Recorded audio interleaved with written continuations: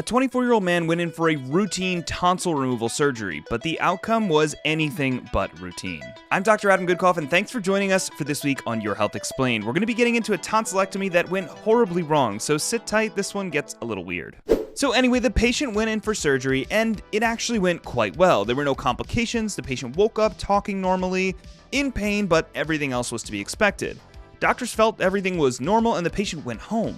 I want you to comment what you think the complication is, because there is one very feared complication of a tonsillectomy.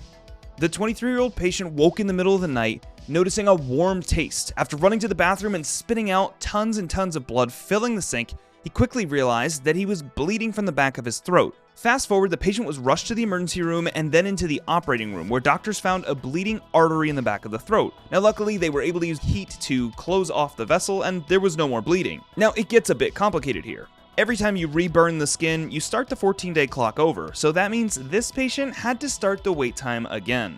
All of the pain, all of the risks of infection and bleeding, all started again. This time, after only 3 days, another bleed happened. Rushed back to the emergency department and back to the operating room by doctors, they found another area of bleeding. It was in the same space, but they couldn't identify what was bleeding itself. Thankfully, the patient had stable blood counts, and this time they put in a surgical patch to try and actually patch up a hole that may have been there. This patch is made to dissolve over time, so they sutured it in place.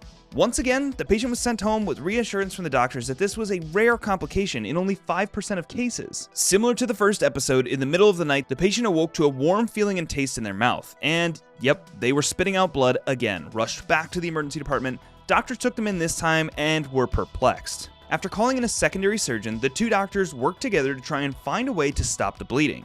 What they came up with was an interesting solution. The doctors cut the palate down and pulled it over as a sling, basically an internal human band-aid over the bleeding area. Now you'll be very thankful to hear for this patient's sake that was the end of the bleeding misery. However, it wasn't the end of recovery. You can imagine if you change the architecture in the back of the throat, that it makes it very difficult to do activities that you would normally do, like swallowing or eating. So over the next few months, this patient had to relearn how to make a seal in the back of their throat to swallow and eat without choking.